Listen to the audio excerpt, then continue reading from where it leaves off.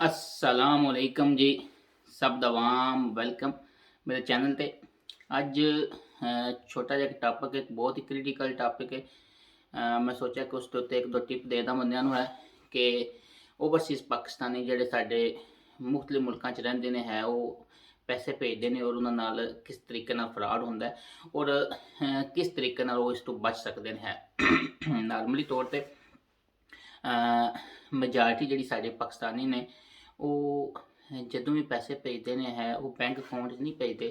ਉਹ ਡਾਇਰੈਕਟ ਪੈਸੇ ਭੇਜਦੇ ਨੇ ਹੈ ਕਿਸੇ ਦੇ ਨਾਂ ਦੇ ਉੱਤੇ ਕਿਸੇ ਵੀ ਬੈਂਕ ਵਿੱਚ ਨਾ, ਤੇ ਉਹ ਕਿਸੇ ਵੀ ਬੈਂਕ 'ਚੋਂ ਰਿਸੀਵਰ ਜਿਹੜਾ ਉਹ ਲੈ ਲੈਂਦਾ ਹੈ।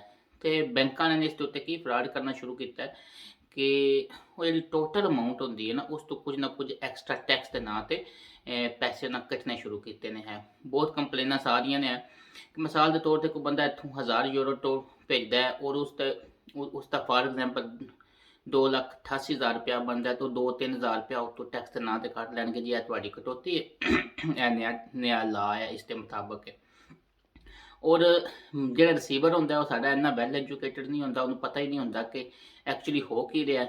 ते वो जिहड़े भेजण वाले हुंदे ने वो भी बेचारे परेशान हुंदे ने कि वो भी जदों भेजण दे रेट देखते कि किस दा बेस्ट रेट है, कित्थों भेजने चाहिए ने है, वो उस सिलसिले च वो भी सोचते हैं कि असीं इत्थों पैसे बचा के भेजने आ कि साढ़े पिछे कुछ बन जाए, लेकिन पिछे बैंक इस नाँ ते पैसे कट रहे तो की होना चाहिए। देखो इसनूं काउंटर एक्ट करने वास्ते देखो तुहाडे कोल दो ऑप्शनस होंदियां ने है।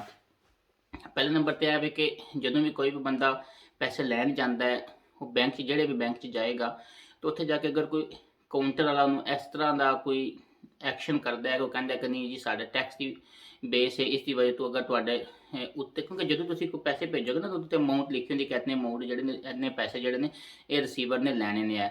तो वो कहता कि इस तरह सा इशू बन रहा है, साढ़े बैंक का न्यू ला है, तो टैक्स आया, गौरमेंट की पॉलिसी आई है, इसकी वजह तो तुहाडे पैसे जिहड़े ने टैक्स की बेस पर कट्टे जाएंगे।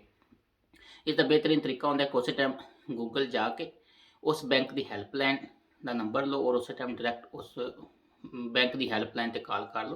उन्होंने सब इशू दसो, उन्होंने दसो कि यह इशू बने है, मेरा यह ट्रैकिंग नंबर है और बैंक वाले यह कर रहे हैं, मैंने इस चीज़ को कन्फर्म कर दो। अगर तुम ऐसा की गल को कन्फर्म करोगे तो उस टाइम बैंक वालों के हथ पैर हिल जाएंगे, उन्होंने समझ नहीं आएगी कि साढ़े नाल होया की है।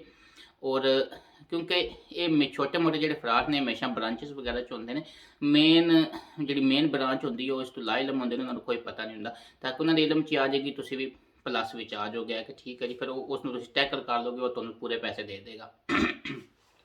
दूसरी बेहतरीन ऑप्शन है होंदी है कि अपने बैंक का अकाउंट बनाओ, किसी के नाम पर बना दो, जो तुहाडे भाई ने पिछे मिसिज के माँ बाप ने अपने अजकल तो ऑनलाइन इत्थों अकाउंट पाने ने, रोशन डिजिटल अकाउंट पाने ने। बेहतर ऑप्शन तो है कि रोशन डिजिटल अकाउंट च पैसे भेजो है और उस दे उत्ते उन्होंने पैसे भेजो, उन्होंने को ATM कार्ड है, जिस टाइम चाहो कट लेना है, वो पैसे लै लेना है।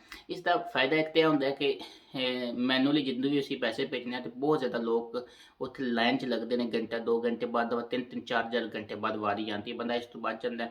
दूसरी चीज़ है कि जो ही तुसीं पैसे भेजोगे अगर तुहाडे कोल ऑनलाइन का सिस्टम है या नहीं है, तो मोबाइल मुतलका मोबाइल से उसका मैसेज आ जाएगा कि इतने पैसे तुहाडे अकाउंट से डिलीवर हो गए हैं। सो इस फ्रॉड तो बच हो गया। तीसरी चीज़ है कि जो भी तुसीं पैसे कढ़ाने होणगे तुसीं मुतलका बैंक की किसी भी ATM ब्रांच जाके वो पैसे कढ़ा सकते हो, इस फ्रॉड तो तुसीं बच सकते हो। बाकी जिथे भी रहो जिमते वास्ते रहो, आबाद रहो, खुदा साहब दा हामी नासर होवे। फी अमान अल्लाह।